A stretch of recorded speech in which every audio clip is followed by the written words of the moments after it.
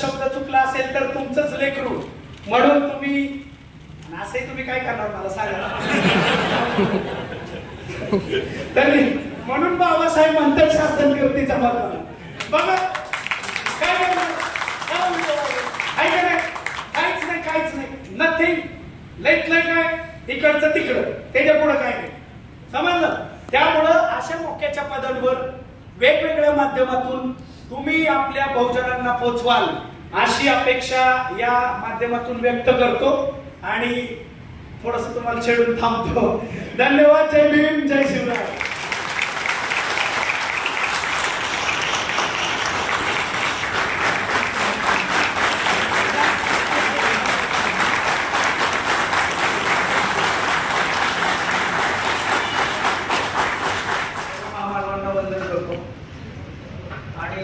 मंचावर उपस्थित साहेब कोणाचं नाव घेते यांचा वेळ आणि आता 1:30 पावणे किती आपल्या याच्यामध्ये 1:30ची वेळ असेल जेवणाची.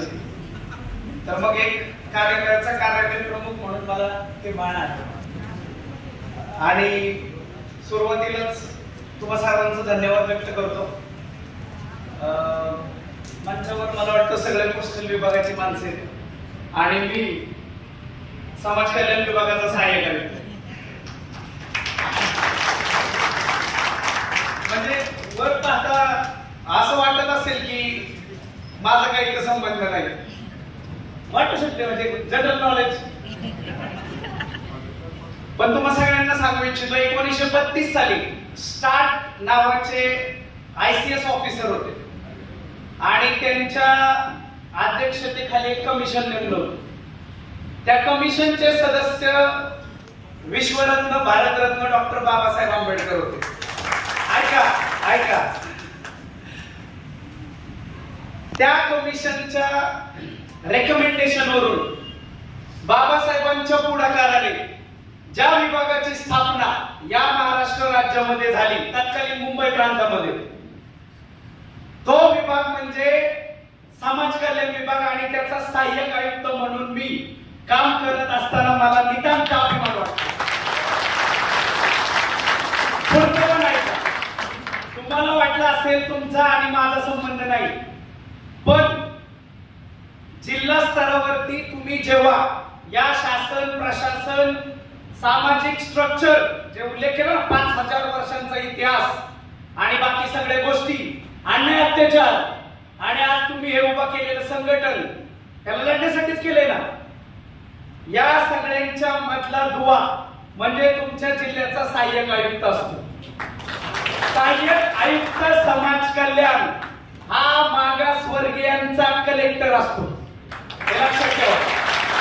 जेव्हा केव्हा सुरुवातीला सांगतो जेव्हा केव्हा तुम्हाला असं जाणवेल की आमच्यावर लिटरली आहे ना ते आपले सूरज हेगडे आहेत ना नांदेडचे त्यांनी एक पुस्तक लिहिलंय कास्ट मॅटर्स. आता ते परदेशात आहेत कोलंबियाला आय डोंट नो कुठे त्यांचं रिसर्च चालू आहे. And when there is literally caste matters you can approach to social welfare officer. Understand? Being a representative of government, जिल्हाधिकारी महोदयांच्या अध्यक्षतेखाली एक समिती असते ज्याला अनुसूचित जाती जमाती अत्याचार प्रतिबंधक कायदा 1989 अंतर्गत घडणाऱ्या गुन्ह्यांचा आढावा नागरिकांवर होणारे अन्याय अत्याचार याचा रिव्ह्यू घेणे आणि त्या अनुषंगाने या डिप्राइव्ड सेक्शनला मदत करणे याच्यासाठीची जी समिती असते त्याचा सदस्य सचिव हा सहाय्यक आयुक्त असतो. आणि आय एम व्हेरी ग्लॅड म्हणजे मी जेव्हा पोलीस सब इन्स्पेक्टर झालो होतो सेल्स टॅक्स इन्स्पेक्टर झालो होतो मी फूड कॉर्पोरेशन ऑफ इंडिया अशा पदावर सिलेक्ट झालो होतो किंवा मी समाज कल्याणचा क्लर्क होतो आणि ज्या दिवशी मला पोलीस सब इन्स्पेक्टर म्हणून नियुक्ती मिळणार होती 7 फेब्रुवारी 2014 जॉइनिंग लेटर हातात होतं. Sir I had that joining letter in my hand of police sub inspector. I had to go to Nashik for police training for 11 months I guess. And on the same day I got my result of social welfare officer. तो result मला संध्याकाळी 4:10 मिळाला होता. आवर्जून सांगायचं reason आहे मी तुमच्यातलंच आहे. तुम्ही तर गाव खेड्यात जन्माला आलेला असाल मी झोपडपट्टीतला आहे. गाव खेड्याला संस्कृती असते, झोपडपट्टीला संस्कृतीत कल्चर नसतं. समजलं?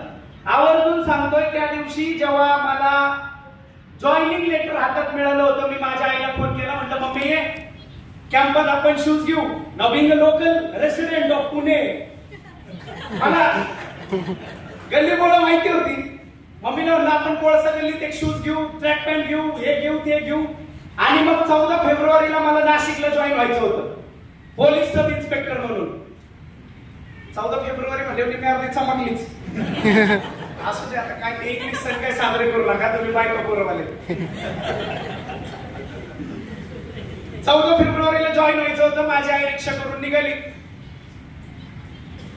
आई 1-2 किलोमीटर येईपर्यंत मला दुसरा फोन आला, साहेब पेढे वाटा. म्हटलं आता कशाचे पेढे? 6 महिने पेढे पार्ट्या सगळं चाललंय. कंटिन्यू महिन्याने एक पद मिळायचं मला. आणि मग आमच्या वस्तीत निघाला पेढे वाट. मग तुझं पोरग काय झालं, हे झालं ते झालं. माझ्या आईला कळायचं नाही नेमकं काय झालं. मी तिला म्हणायचो बाई वस्तीत सांगते सरकारी नोकरीला लागलाय. आणि आमच्या त्या आई बाईंनाही कळायचं नाही ही पेढे का वाटते बाई. ती निघाली. 1-2 किलोमीटरवर पोहोचल्यावर आमच्या समाज कल्याण विभागात, म्हणजे मी समाज कल्याणचा क्लर्क होतो बरं. जसे आता इथं माझे बंधू भगिनी पोस्टमन असतील, काय तुमच्या पदांची हायरार्की मला माहित नाही. हे पोस्ट मास्तर आणि पोस्टमन एवढंच माहितीये मला. आता पोस्ट वुमनला पण पोस्टमनच म्हणतात का? आपण ते तुमचं तुम्ही ठरवावं. पॅट्रियार्की मॅटर्स. तो फोन आला आणि मला म्हणले साहेब पेढे वाटा. मी म्हणलं आता 6 महिने झाले हे सगळं चाललंय, आता मी चाललोय ट्रेनिंगला. ट्रेनिंग वर आल्यावर म्हणलं आता काय असेल ते करूया.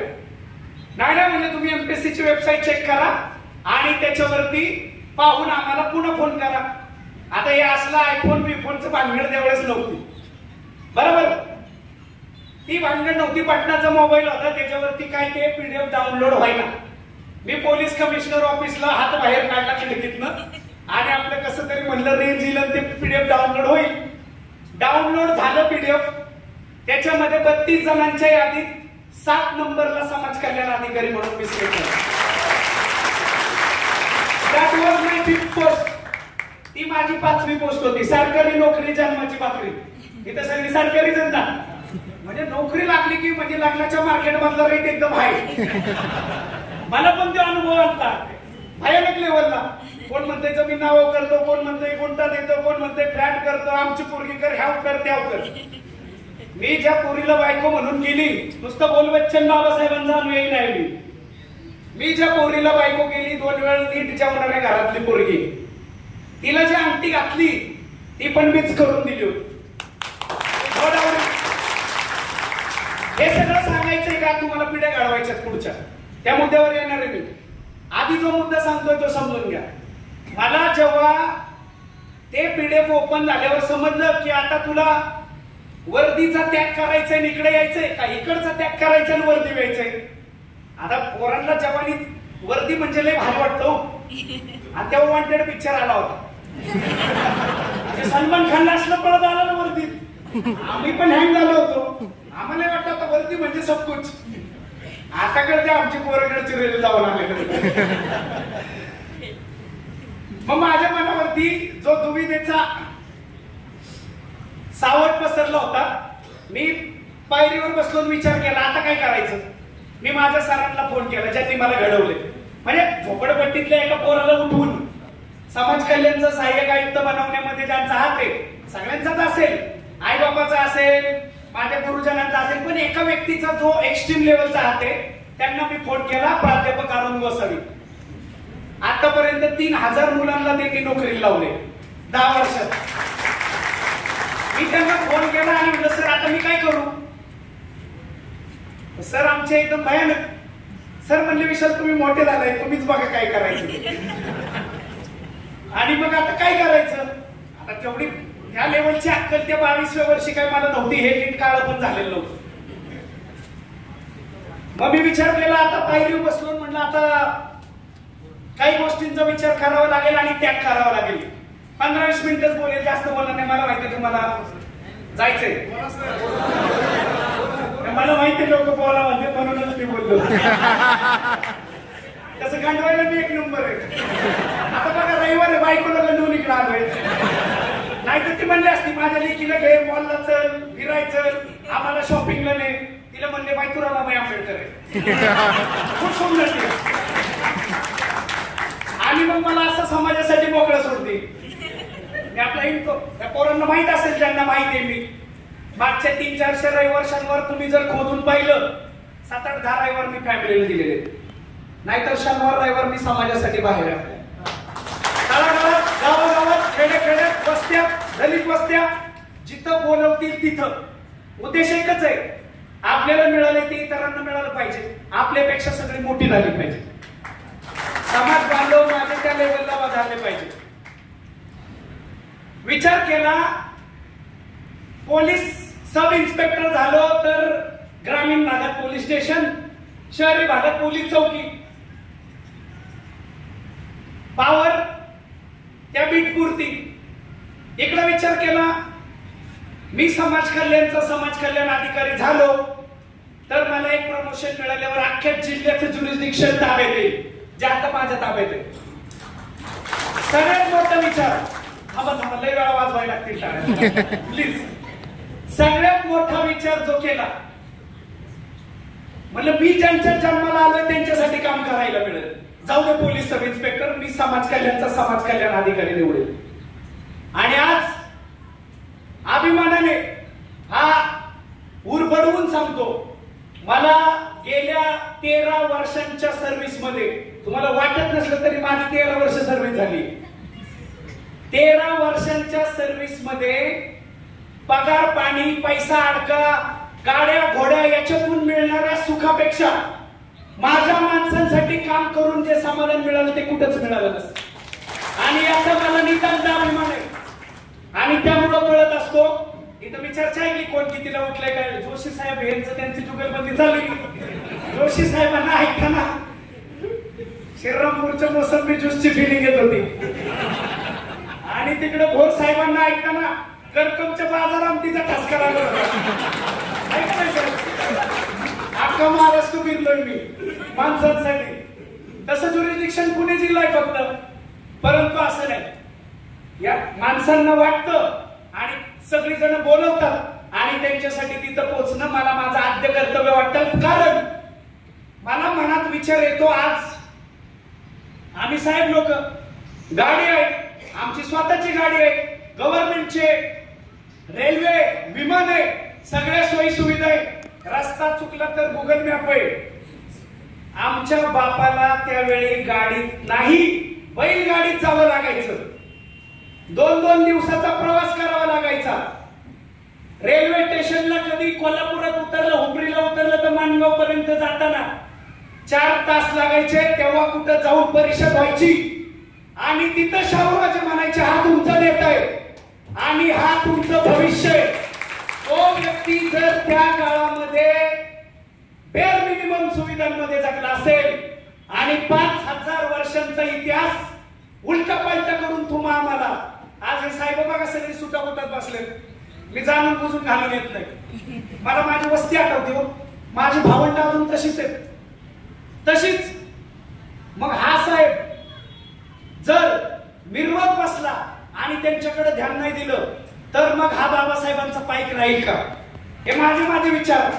आणि त्या विचारांना पाईक राहून अशा पद्धतीने तुमच्या पुढे रिप्रेझेंट होतो. म्हणून मी समाज कल्याण अधिकारी आणि 2020 पासून मी समाज कल्याणचा सहाय्यक आयुक्त म्हणून काम करतो. आता तुम्ही ज्या विभागामध्ये काम करता तो विभाग पण छोटा नाही. एवढ्या सोयी सुविधा, म्हणजे जेव्हा माझ्याकडे स्कॉलरशिपला शेकडो मुलं मुली येतात त्यांना आपण ज्या पद्धतीने मदत करतो, तुम्ही म्हणता ना शिक्षण हे वाघिणीचे दूध आहे, जो पिणार तो गुरगुरणार.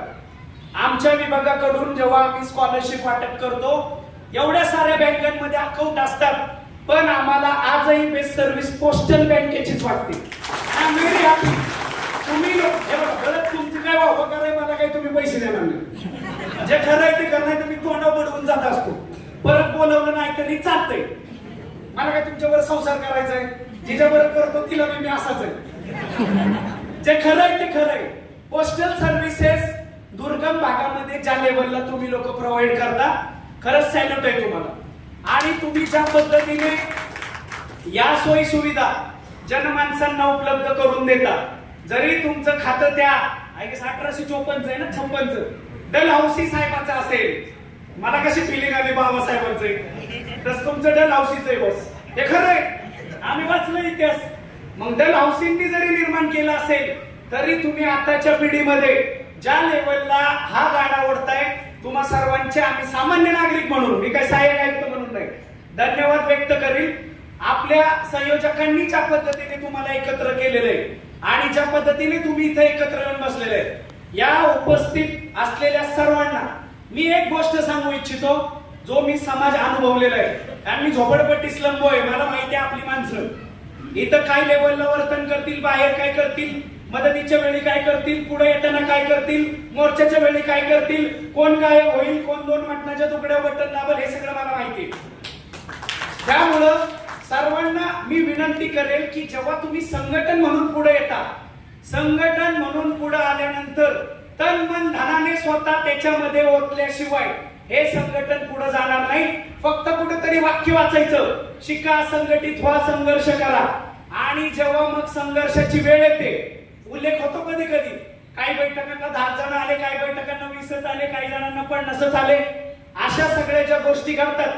आज तुम्हा सर्वांचं धन्यवाद आहे की तुम्ही इथे एकत्र आलाय, तुमची युनिटी दाखवताय.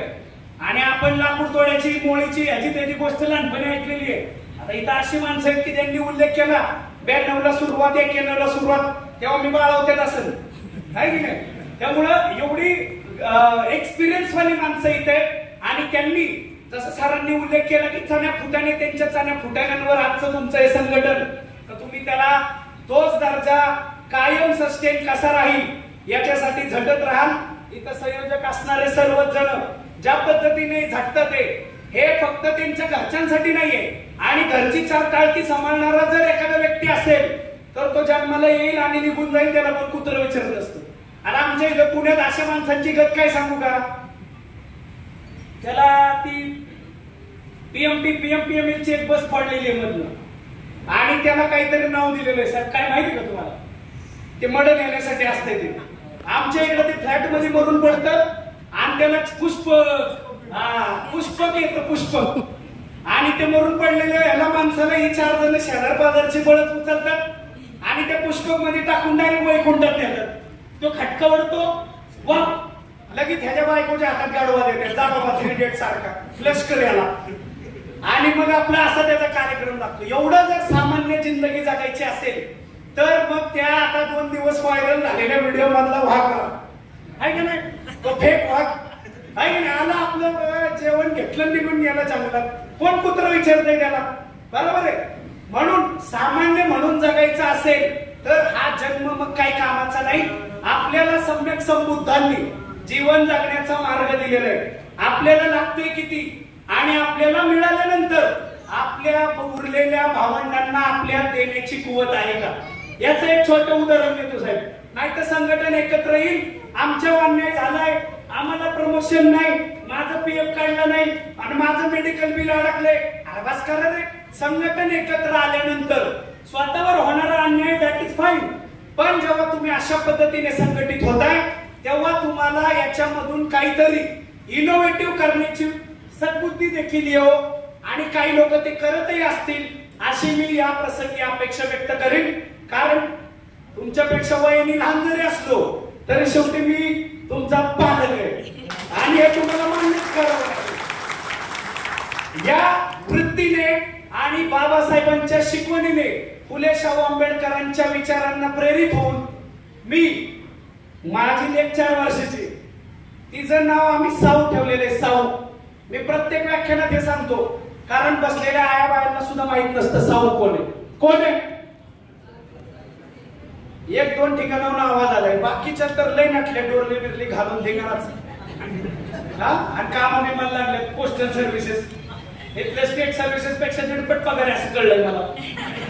आहे का नाही, इथल्या क्लर्कला 20, तुम्हाला 35, असं काहीतरी आहे. मी माझ्या मित्रांकडनं ऐकलंय, हे ब्रदर मी रेल्वेत लागलो, असं झालं तसं झालं.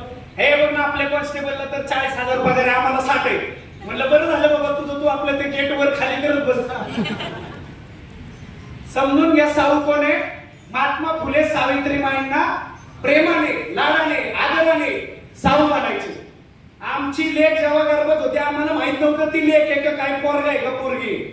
आम्ही ती गर्भात असताना आमच्या बायकोला छत्रपती शिवाजी महाराज, फुले शाहू आंबेडकर, रमाई भीमाई सावित्रीची पुस्तकं वाचायला दिली होती. आज माझी पोरगी पहिली नंगी तलवार आहे, तुम्हाला कळणार पण नाही एवढी ती पुढची.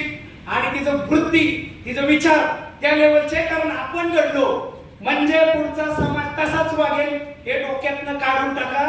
झोपडपट्टीत हा पोरगा जेव्हा वाढत होता त्याच्या स्वभावाला आणि त्याच्या वृत्तीला तो येरवड्यात गेला असता. आजही तो येरवड्यातच आहे, पण जेलमध्ये नाही, सहाय्यक आयुक्त म्हणून. समजलं का? माझं ऑफिस येरवड्यात, माझ्या ऑफिसच्या दारातनं समोर जेल दिसतं. समजलं? जर आमच्यावर ते संस्कार झाले नसते, तो विचारांचा पगडा बसला नसता, तर निश्चित हा पोरगा येरवड्यात असता त्या विभागात, आहे की नाही, शिक्षा भोगत.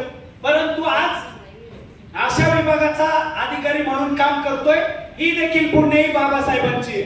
जो संदर्भ मी साऊचा दिला होता, साऊच्या नावाने म्हणजे सावित्रीबाईंच्या नावाने आम्ही साऊ फाउंडेशन ओपन केले.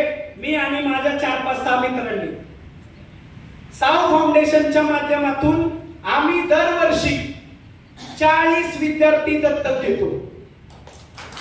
40 विद्यार्थ्यांना आम्ही पूर्ण वेळ राहणं, जेवण, अभ्यासिका, पुस्तकं, आयपॅड, टॅब आणि इतर सगळे संदर्भ ग्रंथ आमच्या फाउंडेशनच्या माध्यमातून उपलब्ध करून देतो. हे विद्यार्थी जीवन जगण्यासाठी दत्तक नाही घेतलेले, हे विद्यार्थी आम्ही दत्तक घेतले छत्रपती शिवाजी महाराज, फुले शाहू आंबेडकर यांच्या विचारांनी प्रेरित होऊन काम करणारे IAS IPS बनवण्यासाठी. पूर्ण वेळ 11 महिन्यांसाठी आम्ही त्यांना UPSC चा अभ्यास करून घेण्यासाठी स्ट्रक्चर उभा केले. आणि तिथं बहुजनांची लेकरं, ना की कुठल्या एका जाती धर्माचा मुलगा मुलगी आम्ही अडॉप्ट घेतला आणि त्यालाच आम्ही अधिकारी बनवत बसलो. आमच्याकडं साध्यातल्या साध्या SC ST या विद्यार्थ्यांपासून मराठा समाज, इव्हन जैन समाजातले मुलं मुलींपर्यंत जे गोरगरीब आहेत, ज्यांना गरज आहे, अशा विद्यार्थ्यांना एकत्र घेऊन आम्ही ही चळवळ पुढे नेण्याचा प्रयत्न करतोय. कारण ही चळवळ समानतेची आहे, समतेची आहे. बाबासाहेबांनी आपल्याला जे पुढे न्यायला सांगितलंय ते आपल्याला पुढे नेणं क्रमप्राप्त आहे. त्या अनुषंगाने देखील तुमची मी एक उदाहरण दिलं, तुम्ही याच्यापेक्षा भारी काहीतरी करत असाल किंवा इन फ्युचर तुम्ही कराल अशी मी अपेक्षा व्यक्त करतो. आम्हाला जोडले जाऊन जरी तुम्हाला काही करण्याची, आपण म्हणूया करण्याची तुमच्यामध्ये वृत्ती असेल, तर त्याही दृष्टिकोनातून मी तुमच्यासाठी सदैव अवेलेबल असेल. म्हणजे मी आज इथं आलो, तुमच्या समोर बोललो आणि निघून गेलो असा भाग नाही.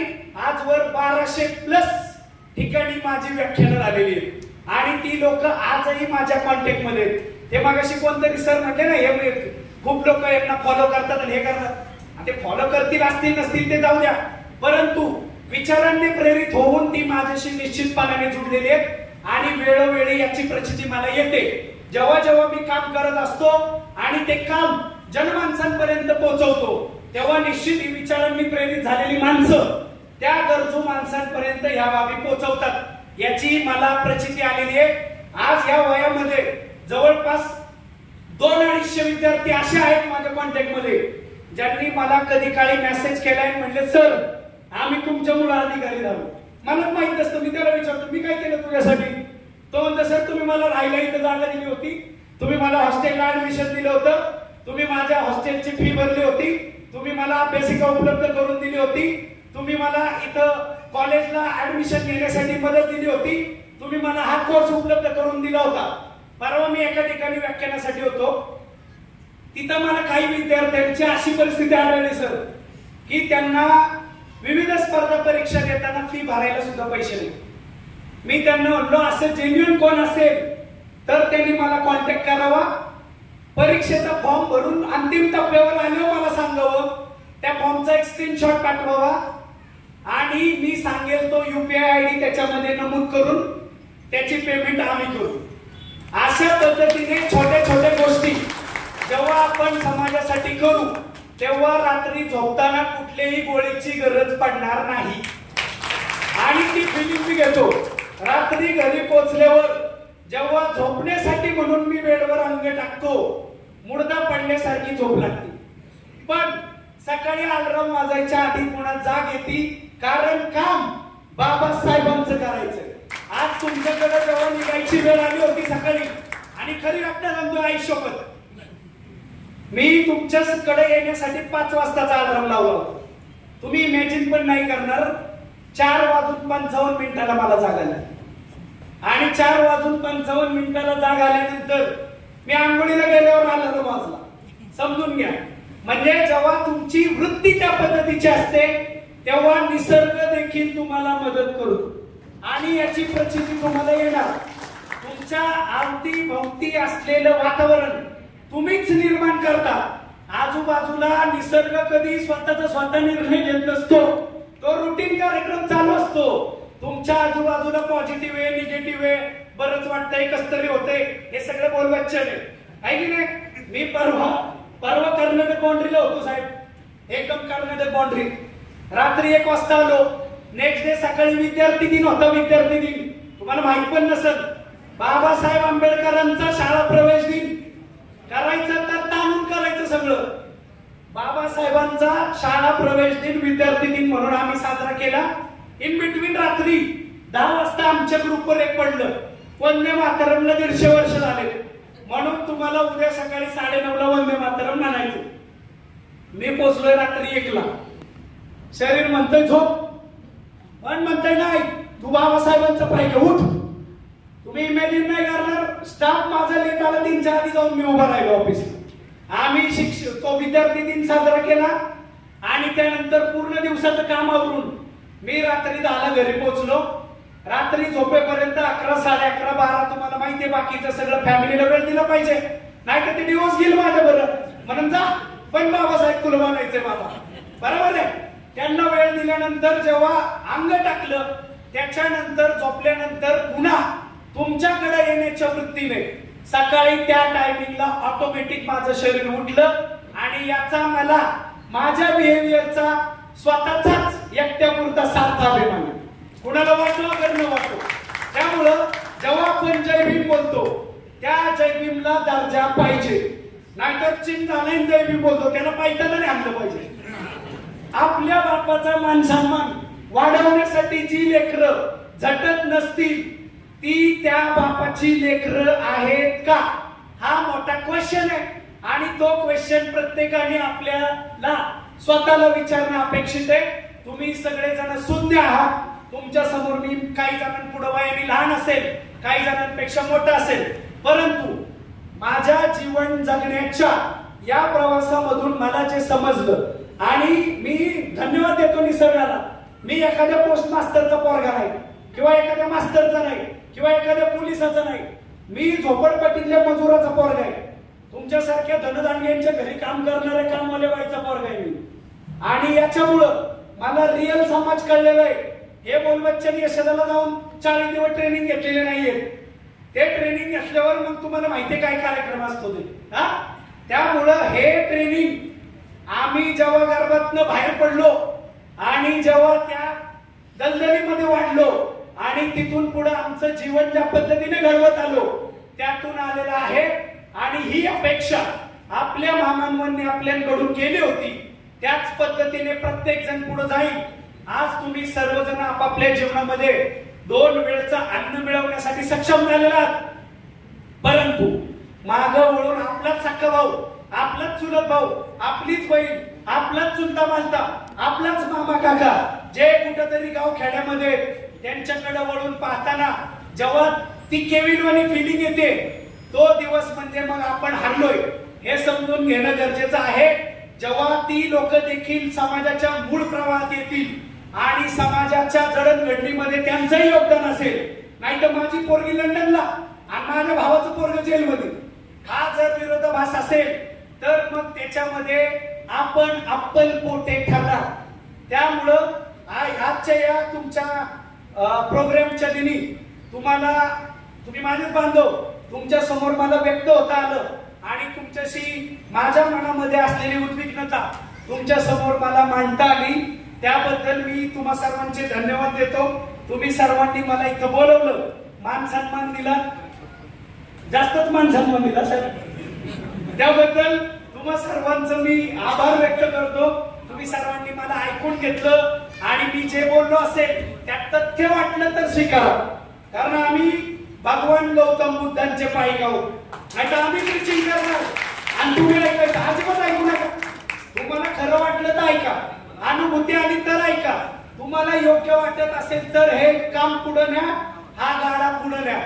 जे तत्कालीन सिद्धार्थाला कळालं होतं आणि आताच्या आमच्या बाबासाहेबांना कळालं होतं, ते जर प्रत्येकाला कळालं तर या समाजामध्ये घडणाऱ्या या विकृती आणि या चुकीच्या गोष्टी कधीही घडणार नाहीत याची मला अपेक्षा आहे.